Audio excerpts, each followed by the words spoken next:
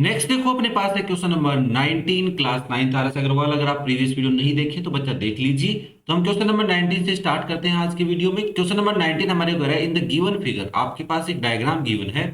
AD जो line है वो डिवाइड कर रही है एंगल बीएसी को इन द रेशियो 1:3। कहाँ है एंगल बीएसी? बीएसी मतलब इस कंप्लीट एंगल की बात कर रहा है। इस कंप्लीट एंगल को किस रेशियो में डिवाइड कर रही है? 1:3 में। एंड एडी जो है वो इक्वल है डीबी के। एडी का है भाई, ये रही एडी लाइन। ये किसके इक्वल है? DB line. इतनी सी लाइन के बीडी बोलो या डीबी एक ही बात है।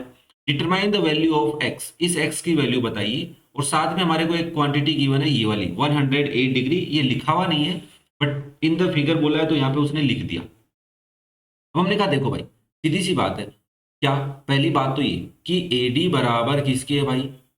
बीडी के। तो हम बोल सकते हैं देयर फोर, ये सिंस लगा के बोल दो या एटी क्यू लिख के बोल दो अकॉर्डिंग टू क्वेश्चन। मैंने कहा इस बीडी लाइन के अपोजिट उधर एक एंगल है और इस एडी लाइन के अपोजिट इधर एक एंगल है, ये वाला। ये दोनों एंगल आपस में बराबर। क्या इतनी बात से सेटिस्फाई हो भाई? जितनी इंफॉर्मेशन गिवन है उस इंफॉर्मेशन को यूज में लेना सिखा रहा हूं तो आप बोलेंगे ओके। मतलब इस बात से ये बोल सकते हैं हम कि एंगल ए बी डी बोलो या फिर बी ए डी। भाई देखो इस एंगल का नाम क्या बोल सकते हो? ए बी डी बोल सकते हो या फिर ए बी सी बोल सकते हो, तुम्हारा मन करे वो बोलो। तो आपने कहा चलो हम इसका नाम बोल देते हैं ए बी डी एक बार के लिए। ओके, किसके इक्वल होगा? मैंने कहा देखो भाई, बी डी के अपोजिट ये वाला एंगल है, इस एंगल का नाम क्या बोलोगे? कोई बच्चा बी ए डी बोल सकता है, कोई डी ए बी बोल सकता है, एक ही बात है। तो मान लो मैंने इसका नाम लिख दिया बी ए डी। कोई दिक्कत तो नहीं है किसी को? नहीं है। अब हमारे को ये रेशियो गिवन है, since AD divides AD divides angle BAC in the ratio 1:3 है ना। इस बात का मतलब क्या है? इस बात का मतलब ये है सर कि एडी ने जिस एंगल को डिवाइड किया उसके तो दो पार्ट्स बने ना, उनको इस रेशियो में डिवाइड कर रहा है। मैंने कहा एडी से कौन से दो पार्ट बने? एक तो इधर वाला एंगल और एक इधर वाला एंगल। तो आप बोल सकते हैं कि angle BAD ratio angle DAC इसके इक्वल है 1:3 के। क्या इतनी बात से सेटिस्फाई हो भाई? बता दो मुझे। भाई देखो इस एंगल का नाम क्या लिख सकता हूँ? BAD, या बोल सकते हो आप DAB लिख देते। मैंने कहा इस दूसरे एंगल का नाम क्या लिख सकता हूँ? DAC लिखो या फिर CAD लिखो, बात तो एक ही है, कोई दिक्कत तो नहीं है। चलो यहाँ तक सबको क्लियर हो रहा है, वेरी गुड। अब देखो मैं क्या कर सकता हूँ, यहाँ से वैल्यू बोल सकता हूँ क्या कि BAD की वैल्यू 1 है। डायरेक्ट 1 नहीं बोल सकते, कोई मल्टीपल ले लेते हैं। तो हम लिया लेट, यहाँ पे देयरफॉर लगा दो भाई, लेट कॉमन रेशियो ले लेते हैं। अब देखो x तो लिया हुआ है तो y ले लेते हैं, y। तो एंगल BAD कितना हो जाएगा तुम्हारा? 1y, जिसको तुम y बोल सकते हो भाई, 1 × y। और एंगल DAC कितना हो जाएगा? 3y। क्या इतनी बात क्लियर है? ऑब्वियसली क्लियर है सर, कोई दिक्कत नहीं। अब मैंने कहा देखो जब जिस चीज का रेशियो गिवन होता था उन दोनों एंगल्स का सम पता करो तो उनकी वैल्यू पता चल जाती है। जिन क्वांटिटीज का रेशियो गिवन होता है उनका अगर सम डिफरेंस कुछ भी एक वैल्यू पता हो तुम्हारे को तो तुम उनकी क्वांटिटी पता कर सकते हो। तो आपने कहा हम इतने का सम निकालें कैसे? इसका सम निकालना है ना, BAC एंगल का सम निकालना है। तो ये BAC जो एंगल है उसी को तो डिवाइड कर रहा है। कैसे भी करके हम BAC एंगल की वैल्यू पता कर ले। हम कहेंगे सिंस एंगल BAC जो है, देखो ध्यान से, ये पूरा एंगल प्लस ये इधर वाला एंगल जिसका नाम मैं EAC रख सकता हूँ या CAE रख सकता हूँ, प्लस एंगल CAE, दोनों का सम 180 डिग्री होगा। काहे बताओ भाई? आप होगे सर BE एक लाइन है, A पॉइंट पे दोनों एंगल बन रहे हैं। वैसे तो तीन एंगल बन रहे हैं, ये बट हमें एक बार BAC से मतलब है तो हम BAC के कॉन्सेप्ट के अकॉर्डिंग चल रहे हैं। तो हमने कहा ओके। देखो मैं हर चीज के पीछे लॉजिक समझाते हुए जा रहा हूँ तो बच्चा आराम से देखते देखते पढ़ो। कोई दिक्कत हो तो कमेंट करके पूछना मेरे से। ओके, तो मैंने कहा क्यों है? आपने कहा लीनियर पेयर है भाई। क्या है बच्चा? Linear pair of angles. Okay, therefore angle BAC तो पता नहीं बट एंगल CAE पता है, 108 डिग्री इक्वल 180 डिग्री। तो यहां से हम बोल सकते हैं कि एंगल BAC की वैल्यू कितनी आएगी? 180 degree minus 108 degree, that is 72 degree. क्या इतनी बात भी क्लियर हुई? कोई दिक्कत तो नहीं है किसी को भाई? ओके, ना देखो, आप अगर कोई टीचर आपको पढ़ा रहा है तो हो सकता है बच्चा जो मैं लाइनें बता रहा हूँ वो ऊपर नीचे हो सकती है। मतलब किसी टीचर ने ये बात पहले बताई, बाद में ये बता देंगे, ये वाली बात पहले बता सकते हैं, है ना? तो बातें सारी रिक्वायर्ड होंगी, जितनी मैं बता रहा हूँ इतनी तो कम से कम होंगी ही होंगी। नाउ फिर हमारे पास बीएसी आ गया, तो इसका मतलब यहाँ पे लिख दो एक बार, सिंस एंगल बीएसी किसके बराबर है भाई, 72 डिग्री के, देयरफॉर हम ये बोल सकते हैं कि बीएसी एंगल जो है वो क्या है, BOD angle plus angle DAC के बराबर है। इसकी वैल्यू भी 72 है, देखा ऑब्वियसली। बीएडी की वैल्यू कितनी है, y है, तो y प्लस डीएसी की वैल्यू कितनी है, 3y है, ऑल्सो इक्वल्स टू 72 डिग्री। तो यहाँ से पता चला कि 4y की वैल्यू 72 डिग्री है, और आपने कहा चलो यहाँ से y निकाल लेते हैं। y कितना आएगा, 72 डिग्री डिवाइड बाय 4, 4 वन जा 4, फिर बचा 32, 8। ओके, तो 18 डिग्री, y जो एक कांस्टेंट है उसकी वैल्यू आ गई 18। बात पकड़ में आई क्या, यहाँ तक कोई दिक्कत तो नहीं है किसी को? 18 कैसे लेके आ गया भाई आप? सर 18 कैसे ले आए आप? मैंने कहा देखो ऐसे ले आया मैं 18। अब 18 आ गया तो क्या आप बता सकते हैं कि एंगल बीएडी कितने का है? ऑब्वियसली आप बोलेंगे तो एंगल बीएडी कितने का है, 1y था, इक्वल y है, तो y की वैल्यू तो 18 है, तो ये हो गया 18 डिग्री। एंड एंगल डीएसी कितना हो जाएगा, 3y, 3y का मतलब है 3 इंटू 18 डिग्री। क्लियर है क्या? 8 3 जा 24 टू 54 डिग्री। ओके, मेरे हिसाब से तो सही है वैल्यू, फिर भी एक बार चेक कर लेते हैं। सही है ना? अब काम हो गया सर अपना, मतलब हमें पता चला कि ये जो एंगल है ना ये है 18 डिग्री, और ये जो एंगल है ना ये एंगल है हमारा 54 डिग्री। इतनी बात पता चली, और हमें ये भी पता है कि ये अगर 18 है तो ये भी 18 है। वाई, सिंस एंगल बीएडी जो है ना वो बराबर है किसके भाई, एंगल एबीडी के। क्यों? लिखना चाहो तो लिख सकते हो, क्योंकि एडी बराबर है बीडी के या डीबी के। यहाँ पे एक लाइन लिखते हैं, वो लाइन लिख देता हूँ, कई बार अगर तुम भूल गए हो तो मैं बता देता हूँ। यहाँ पे भी मैंने एंगल क्यों लिखा है, ये वाली लाइन में लिख देता हूँ, angles opposite to equal sides are equal.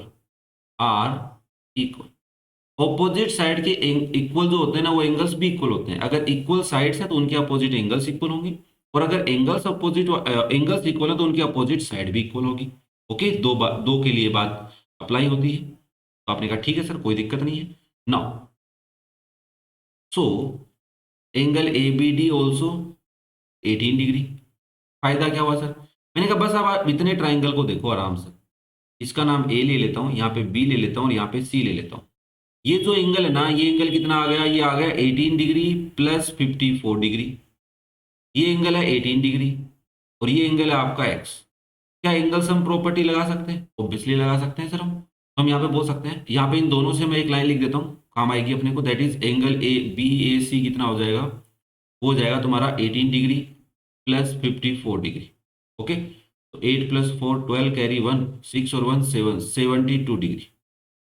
Okay, ये तो पहले भी पता कर लिया था, डायरेक्ट भी देखो हमने यहाँ पे ये रहा B A C 72 degree, plus करके भी हमने क्रॉस चेक कर लिया। तो हम कहेंगे in triangle A B C by angle sum property, by angle sum property हम ये लिख सकते हैं कि angle B A C plus angle A B C plus angle B C A equal 180 degree होता है। बी ए सी पता है ऑब्वियसली 72 डिग्री है, ए बी सी पता है ऑब्वियसली 18 डिग्री है, बी सी ए पता है एक्स लिखा हुआ है दैट इज 180 डिग्री। इन दोनों का प्लस करो, 8 प्लस 2 10 कैरी 1 7 प्लस 1 8 प्लस 1 9, तो 90 डिग्री आ गया भाई, प्लस एक्स बराबर 180 डिग्री। तो यहाँ से आपके एक्स की वैल्यू आ गई 180 डिग्री माइनस 90 डिग्री, एक्स आ गया बच्चा आपका 90 डिग्री। क्या बात समझ में आई क्या? देखो ईमानदारी से अगर तुमने जो कंप्लीट हम आर एस अग्रवाल पढ़ रहे हैं इसके क्वेश्चन को ईमानदारी से किया ना, तुम्हारे को आगे कोई भी क्वेश्चन दिखेगा उसके अंदर जितनी बातें रिक्वायर्ड होंगी वो सब पता होंगी तुम्हारे को। ट्राइंगल में जितनी भी बातें तुम्हें रिक्वायर्ड है ना वो सब पता है तुम्हें, अगर तुम ईमानदारी से देख रहे हो समझ रहे हो। ओके, एक बार टाइम देना है तुम्हें, बस ज्यादा बार बार टाइम नहीं लूंगा मैं तुम्हारा। तो उम्मीद करता हूँ कि ये 10 मिनट अपने काम में आई होंगी आपके, और आपको कॉन्सेप्ट रिवीजन भी हुआ होगा और क्लियर भी हुआ होगा। ओके, नाउ नेक्स्ट देखो क्वेश्चन नंबर 20। बहुत ही प्यारा सा क्वेश्चन है और लैंग्वेज पे हमें फंसाने की कोशिश करेगा। If the sides of a triangle are produced in order, देखो यहाँ पे एक ट्राइंगल है एबीसी, दिख रहा है? हाँ सर दिख रहा है, ये ए है, यहाँ पे बी है और यहाँ पे सी है। हमने बीसी साइड को प्रोड्यूस किया डी तक, सीए साइड को प्रोड्यूस किया है ई तक और एबी साइड को प्रोड्यूस किया है एफ तक। ओके, कोई दिक्कत नहीं है। हमें कह रहा है prove that the sum of the exterior angles so form. Exterior angle कहाँ है? एक तो ये रहा, एक यहाँ पे बना। एक्सटीरियर एंगल कब बनता है? जब किसी एक साइड को प्रोड्यूस करते हो, वो उसके पास वाली जो साइड है उसके साथ जो एंगल बनाता है। जैसे मान लो मैंने बीसी साइड को प्रोड्यूस किया, तो इस साइड ने इसके पास वाली साइड के साथ जो एंगल बनाया वो होता है एक्सटीरियर एंगल। तो यहाँ पे मान लो 1 है, यहाँ पे 2 ले लेता हूँ और यहाँ पे 3। तो हमें शो करना है कि इनका सम इक्वल है 4 राइट एंगल। 4 राइट एंगल कितने होते हैं? 4 इंटू 90 डिग्री। क्या राइट एंगल 4 इंटू 90 डिग्री? क्या लाना है? Angle 1 plus angle 2 plus angle 3, ऐसा शो करना है। हमने कहा ये तो कर सकते हैं क्या? हाँ कर तो सकते हैं, होता तो ऐसा ही है कि 360 डिग्री के सम के इक्वल होता है। हमने पढ़ा है बात तो कि sum of exterior angle of any polygon is 360 degree. Okay ठीक है भाई, कोई दिक्कत नहीं है। तो हमने कहा एक काम करते हैं, एक्सटीरियर एंगल प्रॉपर्टी लगा लें क्या?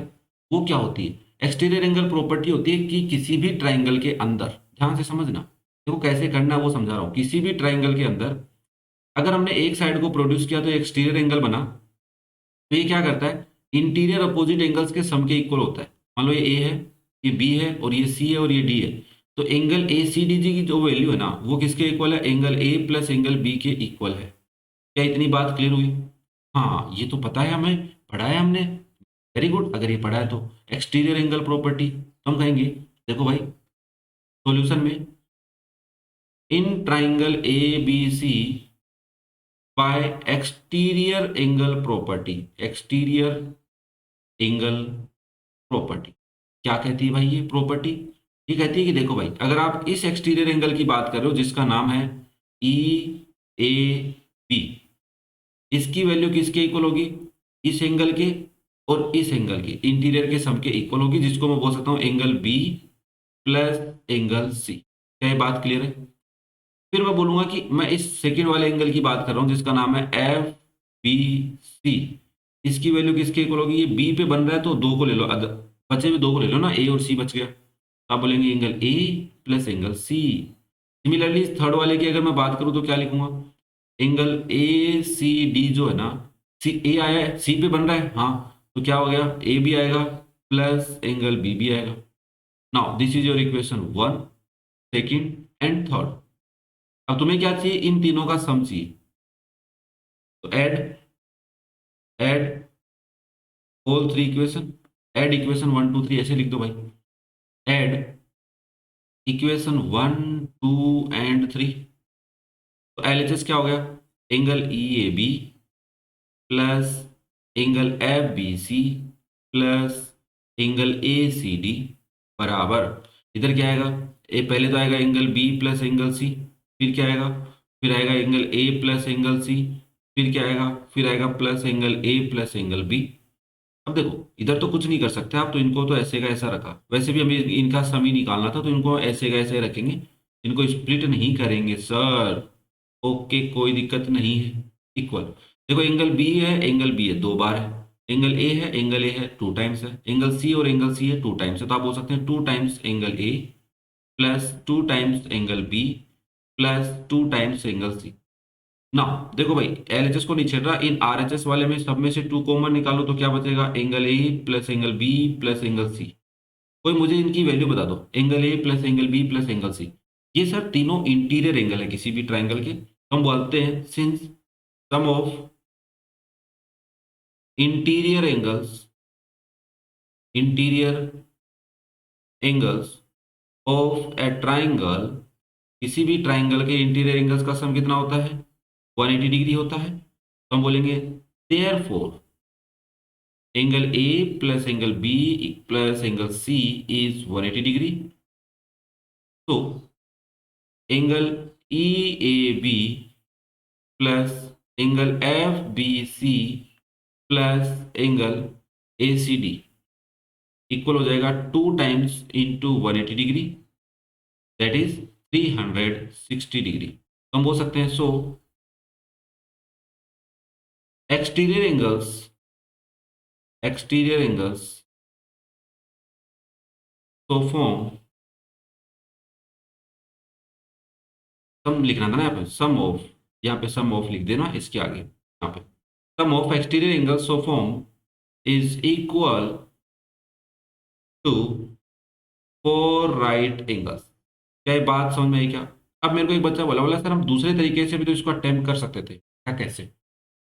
बोला सर देखो, ये एंगल है प्लस ये एंगल है, ठीक है, हाँ। तो हम ऐसा लिख सकते हैं, एंगल मान लो इसको 1 ले लेता हूँ और इसको एंगल ए रहने देता हूँ, ये एंगल ए है, और सिमिलरली ये एंगल बी रहेगा, ये रहेगा आपका 2, और ये रहेगा आपका एंगल सी, और ये रहेगा आपका 3। तो हम बोल सकते हैं कि angle 1 plus angle A is 180 degree, मैंने very good.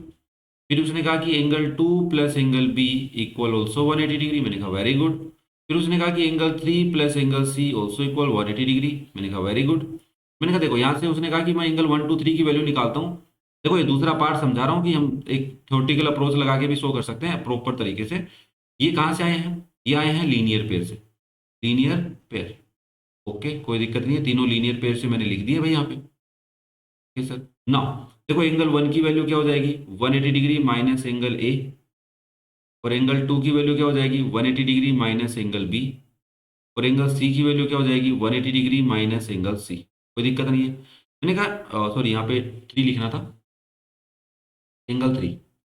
Now angle 1 plus angle 2 plus angle 3 किसके इक्वल आएगा भाई, 180 degree minus angle A plus 180 degree minus angle A B plus 180 degree minus angle सी।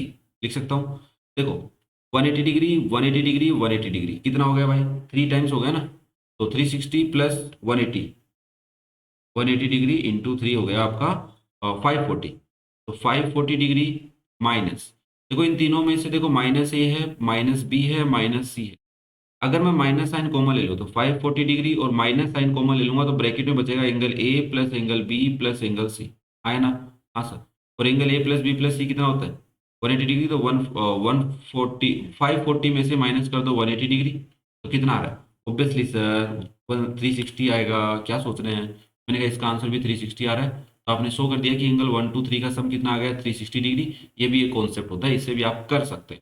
उम्मीद कर रहा हूँ बात समझ में आ रही होगी। अगेन मैंने आपका कुछ टाइम लिया है, अब की बार हमने 8 मिनट ली है, तो कोई दिक्कत नहीं है, 8 मिनट में हमने क्वेश्चन को सोल्व किया। अगर आपको थोड़ा सा टाइम ज़्यादा लग रहा हो कि मैं ज़्यादा टाइम ले रहा हूँ, तो आप अपनी स्पीड बढ़ा सकते हैं वीडियो की, जिससे आपका टाइम थोड़ा सा बच जाएगा। ओके, बट इतनी ज़्यादा भी मत बढ़ा लेना कि मेरी बातें बस आपको एकदम हवा की तरह जाती लगे। नेक्स्ट देखो क्वेश्चन नंबर 21, बहुत ही प्यारा सा क्वेश्चन और बहुत आराम से हम इसको कर सकते हैं। लग रहा होगा कि अरे क्या है, कह रहा है कि इन द एडजॉइनिंग फिगर, ये जो आपके पास डायग्राम दिख रहा है ना, इस डायग्राम में शो करके दिखाओ angle A, angle B, angle C, angle D, angle E और एंगल एफ, इन सभी का सम 360 डिग्री है। ठीक है, अब बच्चे सोच रहे हैं कैसे करेंगे सर, हमने तो ट्राइंगल ही पढ़ा है, ये तो बहुत बड़ी बला लग रही है हमारे को। मैंने कहा यार है तो नहीं है बला, क्यों नहीं है? देखो, अगर तुम बहुत ध्यान से देख रहे हो तो आपको दिख रहा होगा कि ऐसे करके एक ट्राइंगल है जिसका नाम है डी एफ बी, इसलिए लग रहा है सर। और आपको ऐसा करके एक दूसरा ट्राइंगल दिख रहा होगा ई ए सी, हाँ। तो इसके अंदर जो इंटीरियर एंगल है इनका सम कितना, 180 डिग्री। इसके अंदर जो इंटीरियर एंगल है उनका सम कितना, 180 डिग्री। तो दोनों को जोड़ दो 360 हो जाएगा। ओह, तो हम कहेंगे इन ट्राइंगल ई ए सी, देख लो ई ए सी लिखा मैंने पहले, bye angle sum property, by angle sum property हम ये बोल सकते हैं कि इंटीरियर एंगल का सम कितना होगा, 180 डिग्री। तो आपने कहा कि angle E plus angle A plus angle C equal 180 degree, that is your equation number 1। And in triangle D F B, similarly भी लिख सकते थे बट यहाँ पे दोबारा लिख देता हूँ मैं, बाय एंगल सम प्रॉपर्टी, इस पे भी मैंने एंगल सम प्रॉपर्टी लगा दी, तो क्या हो जाएगा? तो आपने कहा इसमें लगाने से ही हो जाएगा कि angle D plus angle F plus angle B equal हो जाएगा 180 डिग्री के, that is your equation number 2। भाई देखो दोनों इक्वेशन को ऐड कर लो। क्यों कर लो? क्योंकि सर देखो हमारे को सबका सम चाहिए, A B C D E F, सबका सम चाहिए, हाँ। तो हम कहेंगे add both equations, by adding both equations, ऐसा भी लिखा हुआ मिल सकता है कहीं पे आपको। आप बोलेंगे देखो मैं इन 6 पार्ट्स को ऐड कर रहा हूँ तो प्रॉपर तरीके से लिख रहा हूँ कि पहले एंगल ए लिख दिया मैंने, फिर एंगल बी लिख दिया, फिर एंगल सी लिख दिया, फिर एंगल डी लिख दिया, फिर एंगल ई लिखा है और लास्ट में एंगल एफ लिखा है। तो इनका सम आया 180 degree plus 180 degree, that is 360 degree. तो कितना ईमानदारी से हमने क्वेश्चन को किया, प्यार से किया। 2 लाइनों का क्वेश्चन था, डायग्राम देख के लग तो नहीं रहा था कि 2 लाइन में हो जाएगा, बट हो गया सर। नेक्स्ट देखो फिर नंबर 22 क्या है। भाई टाइम क्यों लगाए अपन, क्वेश्चन नंबर 21 हो गया तो करो ना खत्म। टाइम बच रहा है, जहाँ पे बचा सकते हैं वहां पे बचा लेते हैं ना, तो 2-3 मिनट में क्वेश्चन हो गया तो अच्छी बात है। नेक्स्ट देखो क्वेश्चन नंबर 22, थोड़ा सा लेंदी हो सकता है क्या, देखते हैं सर। बात डिपेंड करेगा कि कैसे सोचना है। हमें कह रहा है कि गिवन फिगर है, मैंने कहा वेरी गुड, एक डायग्राम दिख रहा है हमारे को। इसमें कह रहा है कि ए एम जो है वो परपेंडिकुलर है बीसी पे, तो जो ए एम है ये परपेंडिकुलर है बीसी पे, मतलब दोनों साइड में 90 डिग्री बन रहा है। यहाँ से मैं बोल सकता हूँ कि एंगल ए एम एन बराबर एंगल ए एम सी, एक ही नाम है ना, दोनों एक ही बात तो है। किसके इक्वल हो गया, 90 डिग्री के। कन्फ्यूज हो जाते हो इसलिए लिख रहा हूँ मैं। भाई यहाँ तक लूंगा तब भी ए एम एन, और या फिर मैं कंप्लीट ले लूँ तो एंगल तो वही रहेगा। और इधर वाली साइड में angle A M B also 90 degree. क्या बात क्लियर हुई भाई। वाई, बिकॉज ए एम क्या है, परपेंडिकुलर है भाई बीसी पे। ठीक है, मैंने दोनों बातें लिख दी हैं यहाँ पे, कंफ्यूजन नहीं हो इसके लिए। फिर मुझे क्या कह रहा है, A N is the bisector of angle A.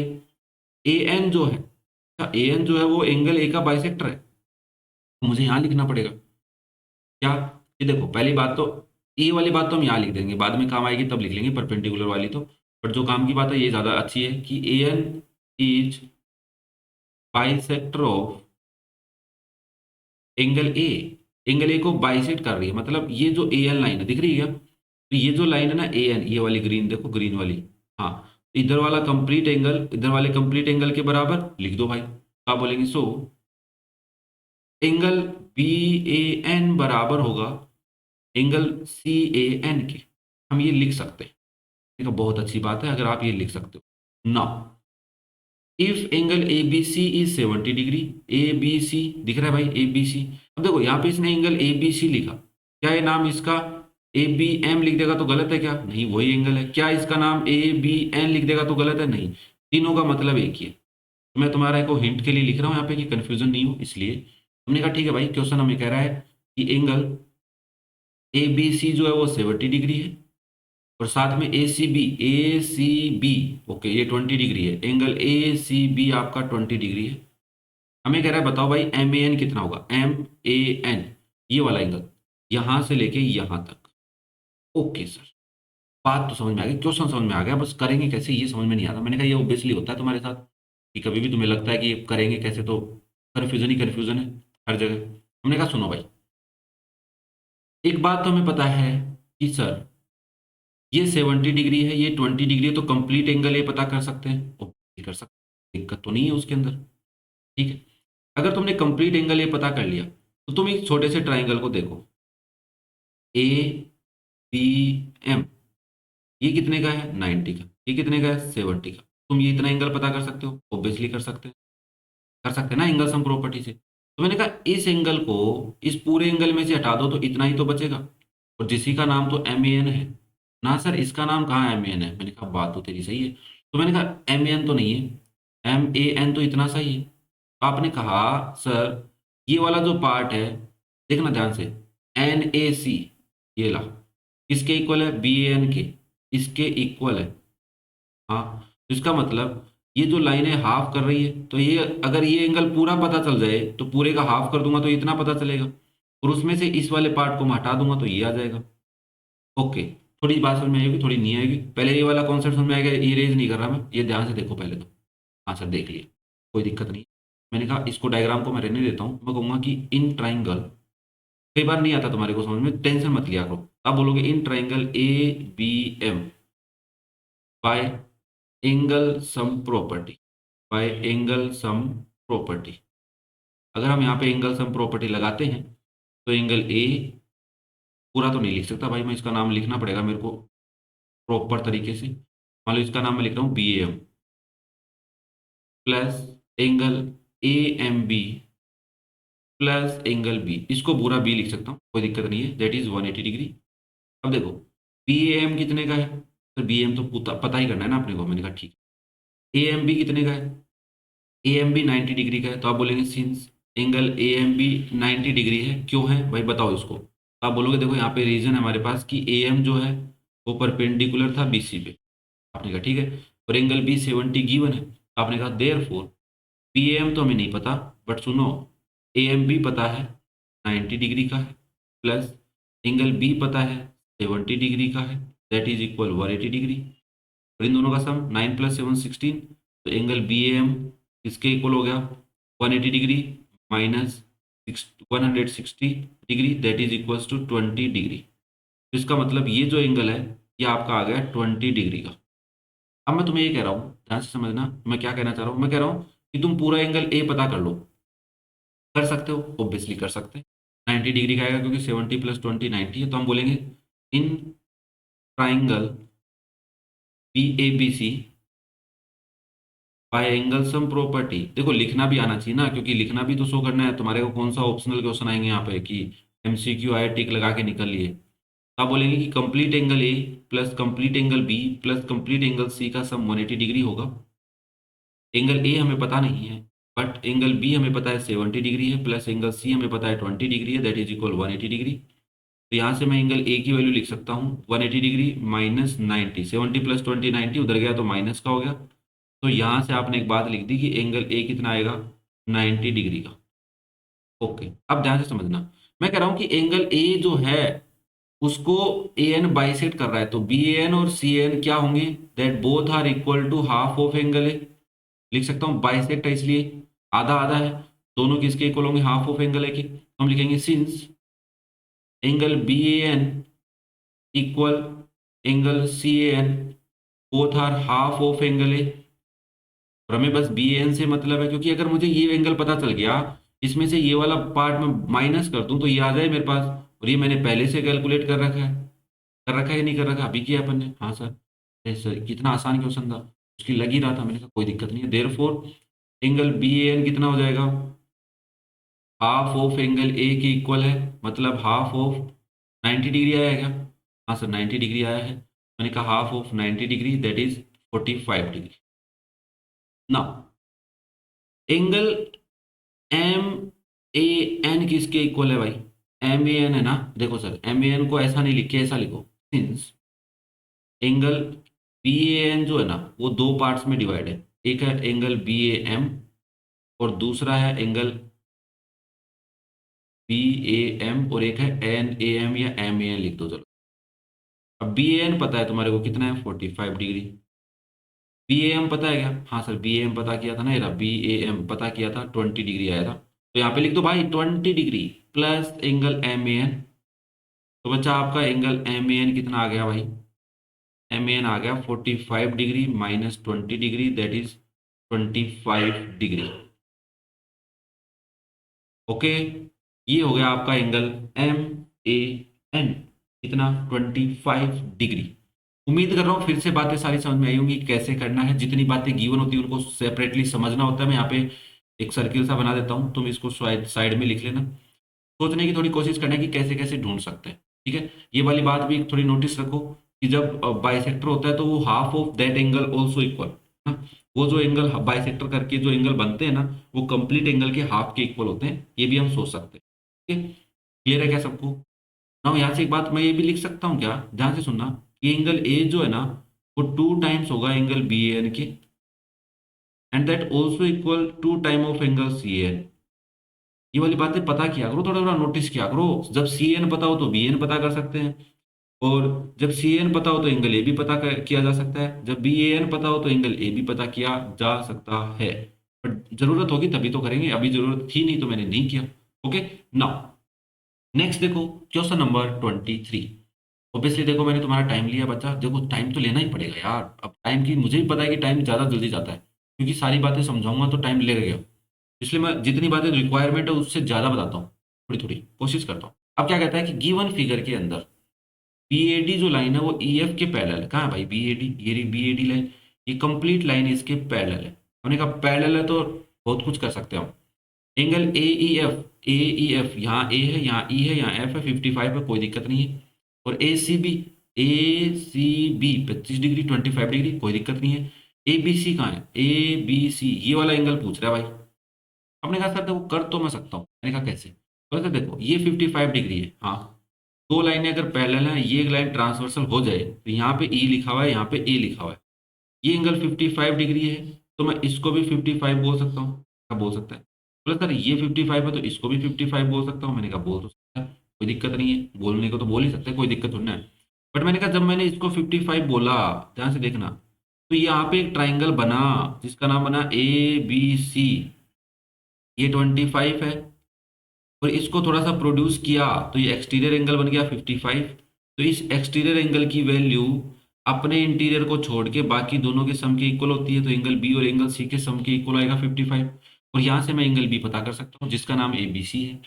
Okay, बहुत आसान लग रहा है, तो मैंने कहा हाँ आसान है, लग क्यों रहा है ना। तो हम यहाँ पे लिखेंगे कैसे, ये थोड़ा सा कई बार इश्यू रहता है कई बच्चों को, तो मैं यहाँ पे लिख के दिखा देता हूँ। तो आप कैसे लिखेंगे, अब जिसको समझ में आ गया वो आगे जा सकता है, कोई दिक्कत नहीं है, बट जिसको लिखना भी समझना है वो समझे।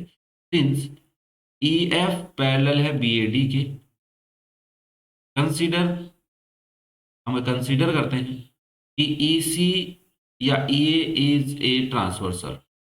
ई ए को हमने एक बार ट्रांसवर्सल लिया है, हम ई सी को भी ले सकते थे, कोई दिक्कत नहीं है। हम कहेंगे कि एंगल ए ई एफ बराबर होगा एंगल डी ए सी के। क्यों होगा, क्योंकि ये कोरेस्पॉन्डिंग एंगल है ना। हाँ sir corresponding angle, corresponding angle, pair of corresponding angle, alternate interior angle, alternate exterior angle, याद आ रहे हैं कि कुछ, हाँ sir. Since angle A E F question ने गिवन किया है 55 degree, therefore angle D A C also equals to 55 degree, ये भी 55 होगा। Okay, now in triangle A B C, मैं डायग्राम बना देता हूँ समझने के लिए कि क्लियर रहे तुम्हारे दिमाग में, इसको थोड़ा प्रोड्यूस कर लेते हैं। ए बी सी, ये हमारा 25 डिग्री है और ये हमने कैलकुलेट किया 55 degree. Bye exterior angle property, bye exterior angle property मैं लिख सकता हूँ क्या कि एंगल सी ए डी जो है या डी ए सी जो भी था, की value angle B plus angle C के इक्वल होगी, इसलिए लिख सकते हैं ये डी है यहाँ पे, तो सी ए डी बोलो या डी ए सी बोलो एक ही बात है। ये इंटीरियर अपोजिट एंगल्स के सम के इक्वल होता है, मतलब खुद वाले इंटीरियर एंगल को छोड़कर बाकी बचे हुए दो के सम के इक्वल होता है। तो सी ए डी 55 डिग्री है, एंगल बी हमें पता नहीं, और एंगल सी 25 है। यहाँ पे ब्रैकेट में लिखो कि सिंस एंगल सी कितना है भाई 25 डिग्री है, अकॉर्डिंग टू क्वेश्चन लिख सकते हैं। नाउ एंगल बी कितना हो जाएगा 55 डिग्री माइनस 25 डिग्री, ओके, तो ये आ गया 30 डिग्री। तो आपका एंगल बी कितने का आ गया भाई 30 डिग्री का आ गया, ओके, जिसका नाम तुम ए बी सी लिख सकते हो, और एंगल ए बी सी बराबर 30 डिग्री, ठीक है। क्योंकि पूछा उसने एबीसी है ना, तो एबीसी लिखो, अच्छा लगेगा, अगले को भी अच्छा लगेगा जो आपकी नोटबुक चेक कर रहा है, ठीक है। क्लियर है क्या सबको, तो ये था आपका क्वेश्चन नंबर 23।